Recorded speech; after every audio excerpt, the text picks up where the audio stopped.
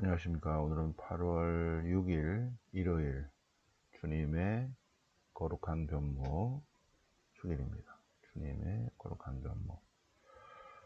네, 주일하고 겹쳤는데 주일보다 더 큰 주일이에요. 그래서 주님의 거룩한 변모 독서와 복음을 공부합니다.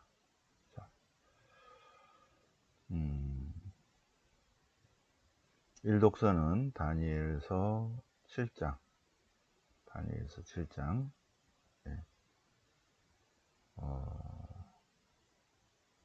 다니엘서 7장에서 7장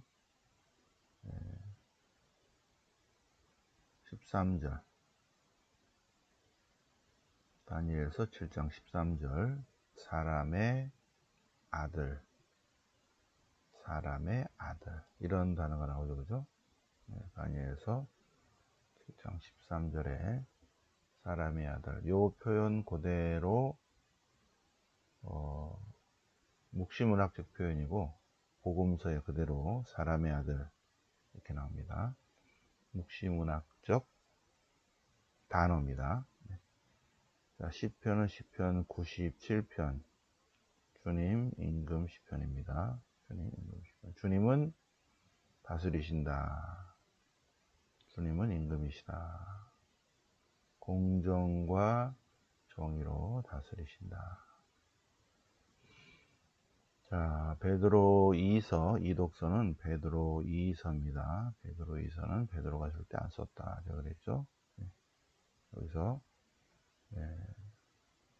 베드로 2서에서는 베드로가 체험했다. 이렇게 쭉 쓰고 있죠. 그런데 바로 그때 소리가 들려왔다. 이는 내 사랑하는 아들. 이렇게 들었다는 것입니다. 그 소리를 들었다. 그래서 우리에게 현재의 말씀이 더 확실해졌다. 베드로 2서. 그리고 오늘 복음은 마태복음 17장 거룩한 변모, 거룩한 변모를 들려주고 있습니다. 성경 본문 보시겠습니다. 네. 자, 다니엘서 7장. 다니엘서는 예언서에 들어가는데 예언서가 아닌 예언서 같은 예언서예요. 그래서 1장부터 6장까지는 미드라시고 7장부터 12장까지는 묵시문학입니다. 그래서 절반은 미드라시, 교훈적 이야기, 7장부터는 묵시문학, 13, 14 부록입니다. 부록. 이 다니엘서는 마이너스 160년경에 그때 그리스 지배 시대인데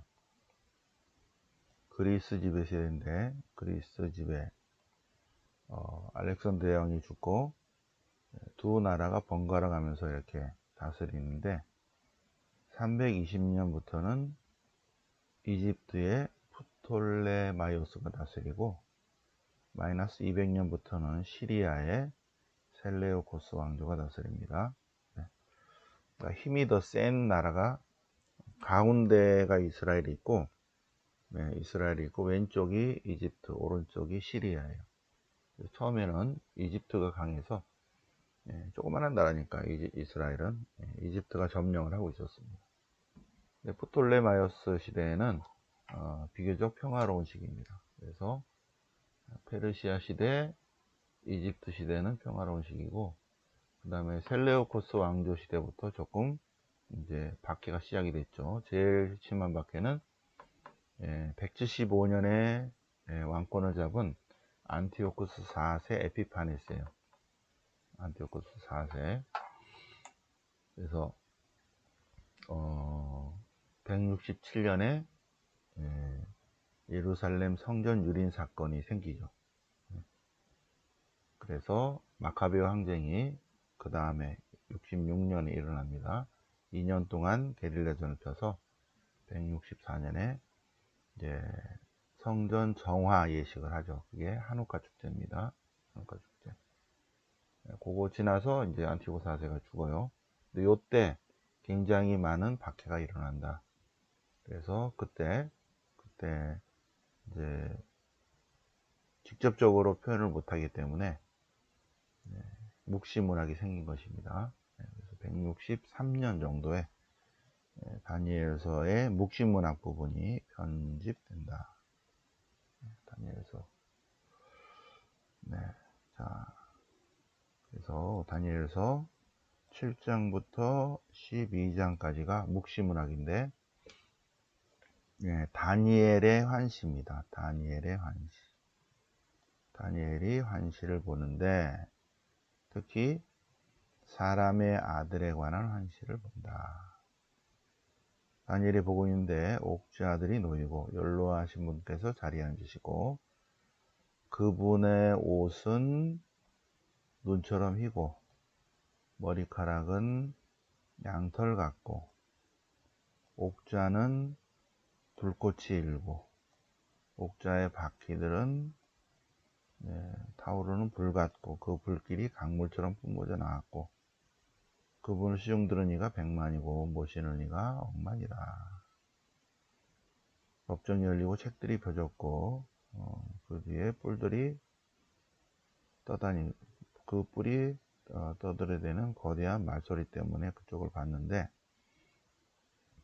뿔이 떠들어요. 뿔이 짐승이 살해되고 몸이 부서지고 불에 던져지고 나머지 짐승은 통치권에 빼앗기고 상징이죠.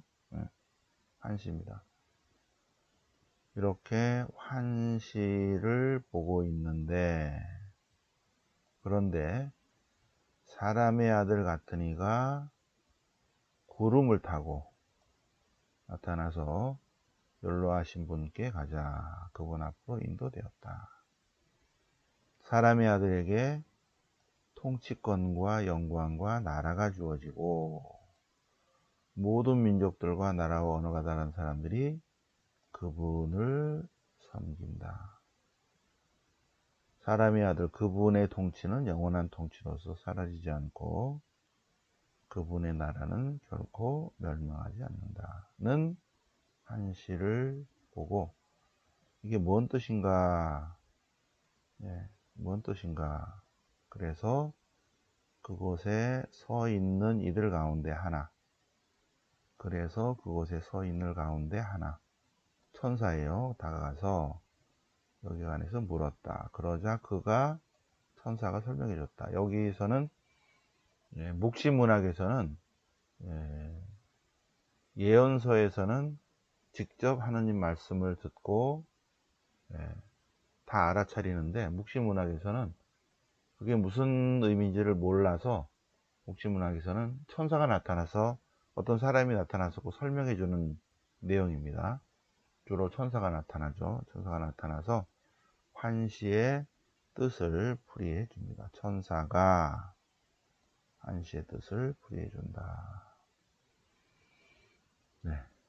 자, 그래서 이 묵시문학이 다니엘서, 묵시문학이 다니엘서 7장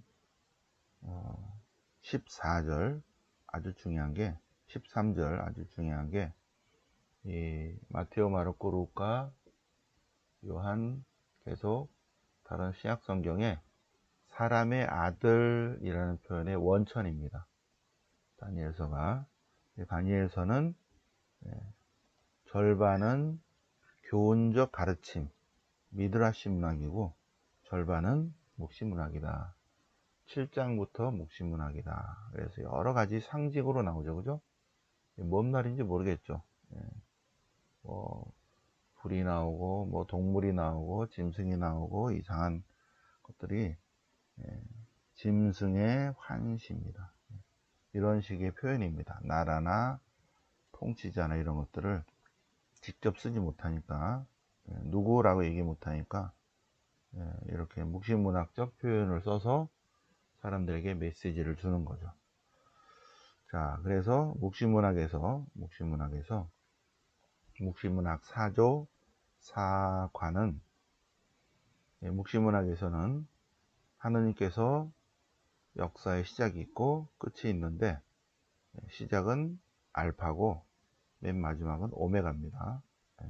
그래서 하느님께서 인간 역사의 종말에 하느님이 알파로 시작해서 오메가로 끝내는데, 이 오메가 마지막 시대 때 그분이 오신다는 거예요. 그 오시는데 오시는 분이 사람의 아들이시다는 것입니다. 그래서 그분이 오시면 뭘 하신다? 그동안에 의인들을 박해한 의인들을 손보신다. 악인들을 손보신다. 그래서 그분이 오시기 전에 많은 박해가 일어난다. 왜? 이 악인이 자기가 곧 이제 제거될 거를 알고 마지막 발광을 한다는 거죠. 그래서 묵시문학에서는 저렇게 통치자들이 우리를 억압하는 것은 곧 그분이 곧 오실 때가 되었다는 표시다. 그러니 조금만 참으면 된다. 그러면서 이 묵시문학 안에 부활 사상과 불사불멸에 관한 표현, 묵시문학적 표현들이 나오는 것입니다. 묵시문학 사조 사관에서 맨 마지막 오메가 때 오시는 분이 바로 이분이시다. 7장 13절 사람의 아들 같으니인데 그분이 사람의 아들이에요. 사람의 아들. 하느님이 오시는데, 묵시문학 안에서 오시는 주님은, 메시아는 바로 사람의 아들이다.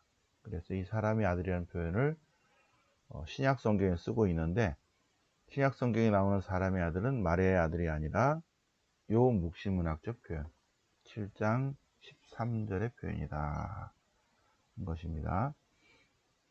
자, 시편 97편 93편부터 100편까지는 주님 임금 시편, 주님께서 다스리신다예요. 주님이 왕이시다. 그리고 그분이 다스리신다. 주님은 임금이시다. 그분은 공정과 정의로 통치하신다. 다스리신다. 공정과 정의가 그분 어자의 바탕, 다스림의 기준이다. 그러면서 묵시문학 표현이 조금 나온다는 거죠. 불길이 그분을 앞서가며 주위의 그분 적들을 손보신다. 살라버리신다. 불태워버리신다. 그분의 번개가 온 누리를 비추시니 땅이 보고 무서워 떠는구나. 주님 앞에서 산들이 밀조처럼 녹아내리네. 주님 앞에서 온 땅이 버들버들 떨고 있네. 하늘은 주님의 의로움을 알리고 모든 백성은 주님의 영광을 본다. 우상을 섬기는 자는 주님 앞에서 부끄러워한다. 헛것으로 으쓱대는 자 모두 다 그렇다. 모든 신들 아닌 신들이 그분께 경배한다. 주님은 신들의 신, 모든 신들의 지극히 높으시기 때문이다. 주님을 사랑하는 자들아 악을 미워하여라. 그분께서 당신께 충실한 이들의 목숨을 지키시고 악인들의 소인에서 의인들을 구원하신다. 의인들에게 빛이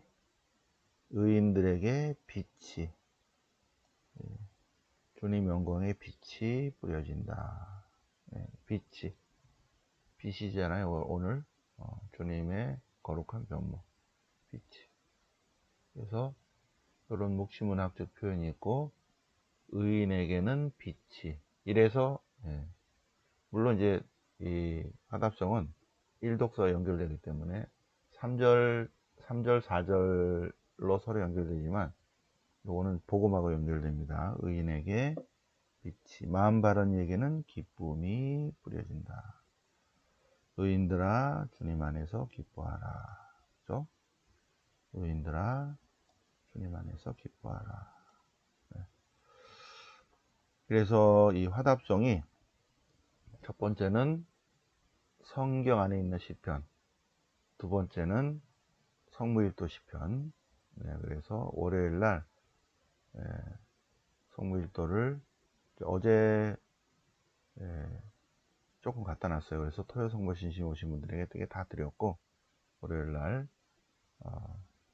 월요일 아침 기도를 같이 해보겠습니다. 월요일 아침 기도 좌우 교성으로 해서 그래서 쭉 읽어가면 되기 때문에 성물일도 바치는 방법 월요일날 강의해 드리겠습니다. 이러한 시편들을 주간에 맞게 아침 기도, 저녁 기도, 낮 기도 이렇게 쭉 해놨습니다. 그래서 그거 월요일날 우리 배우겠습니다. 월요일날 꼭 오세요.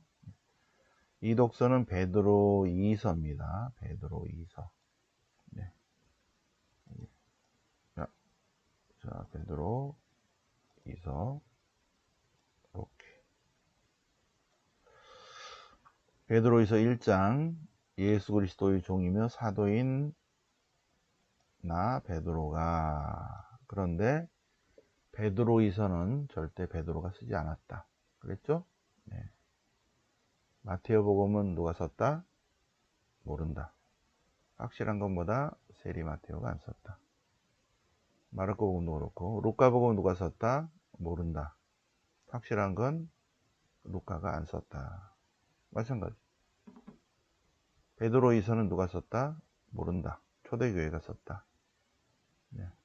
확실한 건 시몬 베드로가 안 썼다.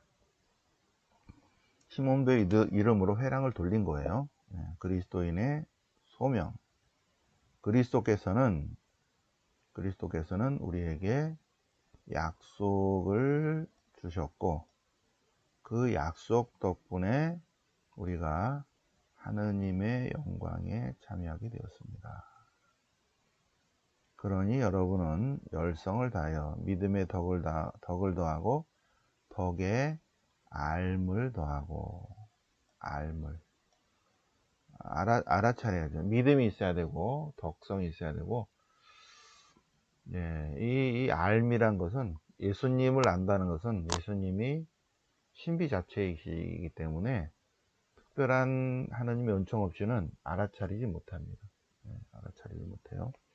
알매 절제를, 절제의 인내를, 인내의 신심을, 신심의 형제를, 성제의 사랑을 더하십시오. 그래서 이런 것들이 다 갖추어지면 우리 주 예수 그리스도를 알다죠. 아는 일에 게으르지 않을 것이다. 그래서 우리는 예수 그리스도의 영원한 나라에 들어갈 자격을 갖추게 된다. 사도들과 예언자들의 증언, 사도들의 증언.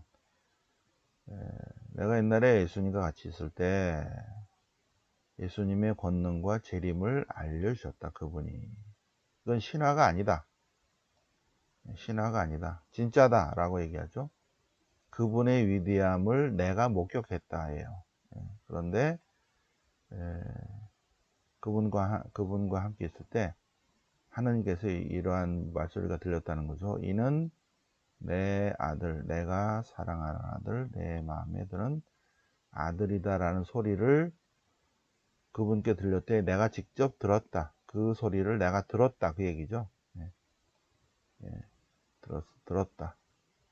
그러니 예언자들의 말씀이 더욱 확실해졌다. 것입니다. 자, 근데 이제 마태복음 17장 거룩한 변모입니다. 예수님께서 12제자 중에 수제자를 따로 데리고 가십니다. 베드로와 야고보와 요한. 요한은 요한복음의 요한입니다. 베드로와 야고보와 요한. 요한의 형님 야고보. 44년에 순교한 제일 먼저 12사도 중에 제일 먼저 순교했죠. 야고보 사도. 그의 동생 요한. 요한복음의 요한. 베드로와 야고보와 요한입니다. 12제자 중에 특별히 수제자예요. 빼어날 수제자. 높은 산으로 오르셨다. 높은 산이 어디냐면 타볼산입니다. 자, 타볼산으로 가보시겠습니다. 자, 타볼산이 어디냐면 뭘로 할까? 분홍색으로. 여기가 타볼산이죠. 여기가 타볼산. 여기 보이세요? 네. 자, 이렇게 보면 이 아래가 사해고, 여기가 갈릴레아 호수입니다. 갈릴레아 호수. 그래서 예수님이 주로 활동 무대가 바로 이쪽이죠. 그죠? 이쪽. 자, 확대를 해보겠습니다. 이렇게. 그죠? 이렇게 해보겠습니다. 조금 더. 네. 자, 여기 갈릴레아 호수고, 예수님의 고향, 여기가 나자렛이고, 여기가 카파르나움이에요. 그래서 예수님이 공생활 3년 동안에는 카파르나움에 있었고, 요 일대를 주로, 갈릴레아 지방 여기죠? 요 일대를 주로 다니셨다. 여기가 타볼산이다. 타볼산. 나자렛, 카나, 막달라, 코라진과 베사이다와 가파르나움, 그죠? 이렇게. 자, 여기 나머지는 뭐, 그래서,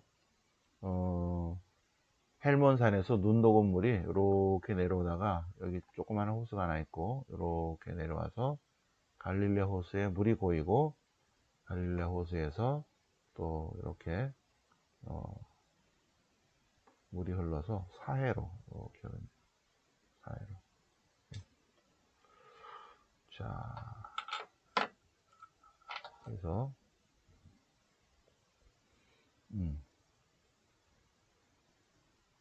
그죠? 타볼산 다 아시겠죠? 타볼산? 이렇게. 여기가 타보르산입니다. 타보르산. 우리 지난 3월에 이스라엘 갔을 때 여기서 미사 봉헌했습니다. 네. 타보르산. 여기 나자렛, 가나의 혼인잔치, 가나. 막달라 가서 우리가 점심 식사했죠. 카파르나움 여기서 미사했고, 네. 여기 이렇게. 자, 그래서 타볼산에 오르셨다. 예. 높은 산은 타볼산입니다. 타볼산. 그런데 그들 앞에서 모습이 변하셨다. 그분의 얼굴은 해처럼 빛나고 그분의 옷은 빛처럼 하얘졌다. 그때 모세와 엘리야가 나타났다. 모세와 엘리야. 모세는 율법의 대표, 엘리야는 예언자의 대표. 예언자의 대표.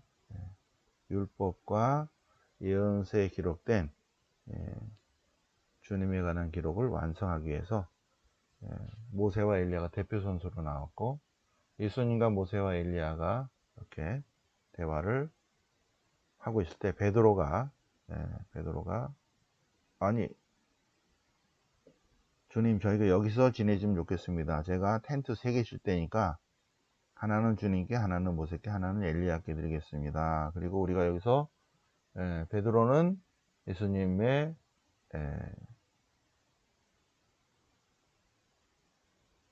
심부름꾼, 야고보는 모세, 요한은 엘리야, 이렇게 해가지고 저희들이 시중을 들겠습니다. 그러자 구름이 그들을 덮어서 구름 속에서 이는 내가 사랑하다 내 마음에 드는 아들이니 너희는 그의 말을 들어라. 그런데 여기 시편 2편에 시편 2편 7절 너는 내 아들이다가 나옵니다. 내가 오늘 너를 낳노라. 시편 2편 7절 2편 7절에 너는 내 아들이다. 여기서 너는 내 사랑하는 아들. 이게 시편을 따온 거예요. 시편. 그래서 그 소리를 들은 제 아들이 얼굴을 땅에 대고 두려워서 엎드린 채 있을 때 예수님께서 두려워하지 마라. 눈을 들어보니 예수님밖에 없었다. 예수님께서 제 아들에게 사람의 아들이 죽은 이들 가운데 대단할 때까지 아무에게도 말하지 마라. 여기서 사람의 아들은 다니엘서 7장 13절 묵시문학적 표현, 오시기로 된 메시아입니다. 사람의 아들이 죽은 이들 가운데서 다시 일으켜진다. 이게 무슨 말인지 몰랐죠, 그죠? 나중에 기억을 해서 전승으로 쭉 내려오고 마테오 복음사가 이 그거를 기록을 했습니다. 그래서 마테오, 마르코, 루카에 다 나옵니다. 영광스러운 변모, 주님의 거룩한 변모. 그럼 무슨 얘기했는가? 예, 무슨 얘기했냐면 바로 요 얘기를 했습니다. 이 얘기. 출애굽 사건. 만약 1250년에 하느님께서 당신 백성을 이끌어내왔죠. 종살이 노예살이에서 이끌어내왔는데 이제 하느님이 인간이 되어 오셔서 모든 인류의 종살이 노예살이에서 해방시키기 위해서 새로운 출애굽에 관한 새로운 탈출, 새로운 출애굽에 관한 논의를 모세와 엘리야와 함께 한 것입니다. 새로운 출애굽입니다. 그리고 새로운 계약을 맺으시죠. 새로운 출애굽, 새로운 계약. 언제 이루어졌다? 여기 30년 4월 7일 십자가 사건 때. 그렇죠? 자, 그렇게 마태복음 17장 영광스러운 변모, 거룩한 변모. 네. 그래서 이 거룩한 변모는 예수님의 본성을 드러내 주신 거예요. 네. 당신이 곧 하나님 그 자체이시라는 것입니다. 거룩한 변모. 근데 나중에 십자가 사건 이후에 제자들이 이렇게 아니 우리 스승님이신데 이렇게 비참하게 돌아가시나 그럴 때 미리 실망하지 말라고 미리 당신의 모습을 부활 이후의 영광을 미리 보여준 것입니다. 그분의 얼굴은 해처럼 빛나고 그분의 옷은 빛처럼 하얘졌다. 영광스러운 변모, 거룩한 변모를 제자들에게 미리 세 명에게만 미리 보여주신 사건. 모세와 엘리야와 세 명이 나눈 대화는 새로운 출애굽, 새 계약에 관한 이야기. 그리고 이 모습이 변하셨는데 본래 모습으로 변하셨다는 것입니다. 본래의 모습. 예수님은 참 인간이지만 또 참 하나님이시다. 여러 가지가 오늘 담겨 있죠. 자, 그리고 마지막 월요일 날 오늘 8월 6일이고 내일 8월 7일 월요 성경에서 시편 성무일도 우리 방법 성무일도 우리 봉헌식에 관한 마지막 설명 좀 하고 성무일도 우리 연습 좀 해보고 시편 입문 시편 주해 그리고 1편 제 1권 정도 공부를 보겠습니다. 그래서 월요일날 꼭 빠지지 말고 오시고 유튜브로 이거 들으신 분들도 명동 가톨릭관 3층 대강의실로 오셔서 등록하시기 바랍니다. 네. 자, 오늘 8월 6일 주님의 거룩한 변모 축일을 맞아서 이게 축일과 주일이 겹치면 대부분이 주일 거를 합니다. 그런데 주님의 거룩한 변모 축일은 조금 더 급이 높은 축일이어서 주일을 안 하고 주님의 거룩한 변모 축일의 독서와 복음을 묵상합니다. 네, 약간 급이 높은 축일이죠. 그래서 주님의 거룩한 변모 축일을 맞아서 독서와 복음 같이 공부하셨습니다. 네, 새벽반 공부하셨습니다. 네, 영광의 성부와 성자와 성령께 주왕과 지지 항상 영원히 아멘. 성부와 성자와 성령 이름으로 아멘.